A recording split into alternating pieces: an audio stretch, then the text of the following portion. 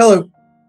So in this video, we're going to talk about permission slips to use student work as examples. Now, this is something that I tend to do quite a lot. I think a lot of writing teachers tend to do this a lot because it's a very effective way of modeling for students things that they can do with their own essays, as well as sometimes things that they may want to avoid with their own essays. Now, every program that I've taught in, so that's University of Vermont, West Virginia University, and now here at Penn State, has some version of sort of official use of student essays as models. At the University of Vermont, we taught for the first year writing program out of a reader created by the department. At WVU, we had two different readers for the two parts of the first year writing course, each of which had some student models in it. Here at Penn State, we have a document called Penn Statements, which gets updated every year, theoretically at least. And it's largely consisting of student work. That being said, if the program that you are in doesn't offer that, or you're in a different type of class, like when I teach business writing or social sciences writing or something like that, I can use student samples, but they aren't provided for me necessarily. And actually, some of the student samples that get provided by programs are not necessarily great, or not necessarily doing the same kinds of things that you as an individual instructor want to do. So it may behoove you to get your own samples that show exactly the kind of things you want students to do. So what do you need to think about? What do you need to do for this? Well, you should get student permission before using any of their materials, and you should get that permission in writing. This can be done fairly simply. I'm going to share a couple of documents here with you. I actually want this one first. So this is the permission to reproduce student work form that I use when so I give this typically at the end of every semester to my students. Basically, this is a fairly simple and straightforward permission slip. I keep these on file for as long as I might potentially use these documents. And there's a couple of things that I think are important here. So one, I do get the student to put their name on it, to print their name on it. I put on here that either I personally or the Penn State English department can use this work. Nothing that I collect would actually go to the Penn State English department. Penn Statements are our anthology of student writing, has its own submission process with its own permission forms, but I put that on there. The opportunity that the English department can conceptually use it just to sort of cover all possible bases. And I think that's one thing that's worth thinking about as you're constructing your own permission form. I put here projects, formal or informal writing. That kind of covers the broad scope of everything that students produce for the classes.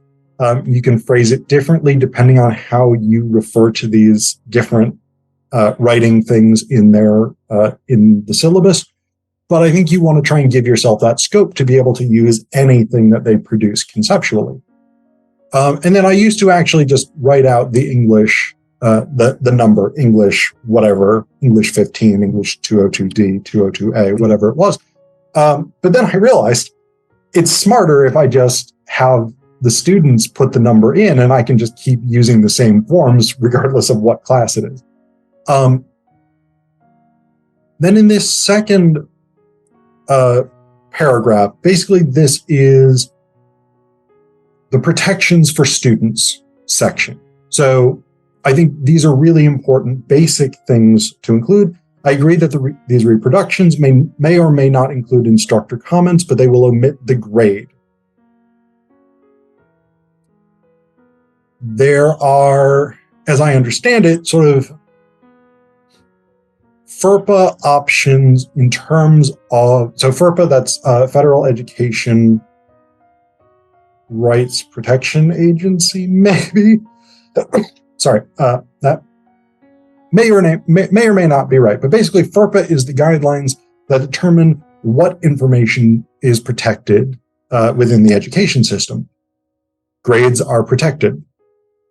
If you don't include grades, comments are not necessarily protected, and if they are used for pedagogical purposes, particularly without the student's name on the assignment, I believe, based on what I've been told over years of doing this type of thing, you can put feedback on it, provided it's not graded and provided that the students cannot reasonably, nobody who looks at it can reasonably trace it back to the particular student. I typically don't. If I'm doing in-class models, I typically would not put feedback on it. If I was using this for something like a teaching portfolio where I had to demonstrate how I give feedback, this is why I want that on there. I want that ability to reproduce student work with comments on it. But for class purposes, I generally do not put my comments on there. I generally would just have students look at the sample itself, and we would assess how well it's doing in terms of meeting the assignment requirements. But definitely, I would not share grades, even on anonymous work. So that's actually the next thing. I understand that any work reproduced will have my name omitted. There's some variations that different people use. I don't see any good reason to have any portion of the student's name on there. Actually, you'll see this student permission form, which was published, I think, in I'm reasonably certain it comes out of this book, Nadra Reynolds and Rich Rice's teaching portfolio. In this version, they have, my instructor agrees to change my name and to protect my identity if I check that option below, first names only. So in this case, the student can only request that their first name be changed. I don't see any good reason to do that. I mean, again, it's both a student privacy issue, but it's also why? Why do you feel the need to be able to use students' work in other contexts with their last names on it? What's the point of that? I typically put fake student names on it.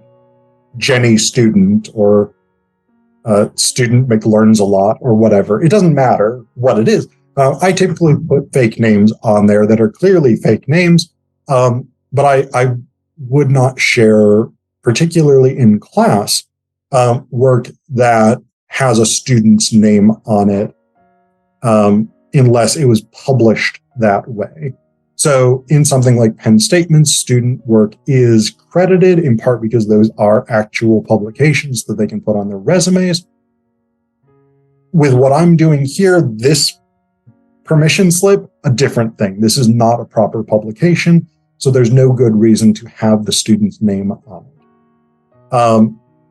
And then I put this on there as well. I further understand that no other person will be credited with having produced my work. Again, I do put fake names on there, but they are intended to be clearly fake names. I don't imagine even a reason why you would potentially say, like, I wrote this thing or whatever it is. So that's a thing. In terms of student rights and what sort of protections they have in terms of protecting their identity, so that's the paragraph that I give. Then I have this last short paragraph, single sentence. My work may be used for in-class examples, teaching portfolios, or any other appropriate use of student work. Again, the goal here is that this is sufficiently broad that it covers my bases. If I put this in a teaching portfolio, that should be fine. If I use this for in-class examples, that should be fine. Incidentally, I don't typically use negative examples. I know sometimes people do use that, where they will take an essay and say, here's a thing that just sucks. Let's never do anything that looks like this. I don't tend to do that. I don't think it's productive. But that's up to you.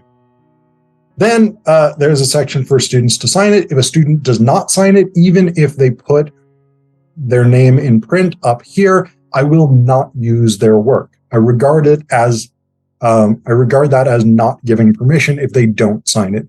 And I'm very, very clear when I hand out these forms, they do not need to sign. If they don't want me to use their work, that is perfectly fine. I do not account for that with grades or anything like that. And I think that's a thing you have to emphasize, because there is a very justifiable fear on students' part that if they don't give you permission to use their work or something like this, that may be reflected in their grade. So I want to make absolutely certain that my students know for sure that they don't have to sign this if they don't want to. And indeed, I have students whose work I would love to use because it's so, so good, but they don't give me permission. And so I can't. So I think that's worth keeping in mind. And then I put this category on here, this option down here at the bottom. I do not give permission for the following work to be reproduced. So if there's a particular thing that students don't want used, so like this semester, my students are doing a video response project where many of them, their face is going to be on camera. I can definitely see and respect a student not wanting that to be used as an example in future classes. Personal narratives are another big one. Like if you're writing a personal narrative and you don't want other people to be able to read that very, very personal thing in some cases, that's an important thing to be able to say, I'm fine with you using my rhetorical evaluation. I'm fine with you using my research argument, whatever it is. That personal narrative, I don't want it shared. So I think that's a good thing to put here. I do want to show you again this student permission form from Reynolds and Rice's portfolio teaching. This is a slightly different approach. The basic idea here is the same. It is about giving the instructor permission to use student work with certain protections in place for the students.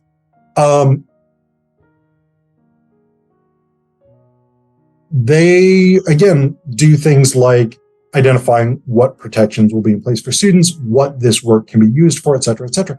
What they do here that is slightly different is they give more options in terms of how much control students have over this process. I don't necessarily know that I think that's super, super productive. I don't understand why you would insist on having a student's correct last name on it. I don't think there's any real benefit to that. I don't know why you would have I give permission for my writing to be edited option. To me, that comes concerningly close to misrepresenting the work that students have done, especially if you're going to insist that their last name be on it. So that's not great. I can be reached at the following permanent address if questions arise. That's not a bad thing necessarily to put on there. I'm not going to bother with it, but it's actually not a terrible idea.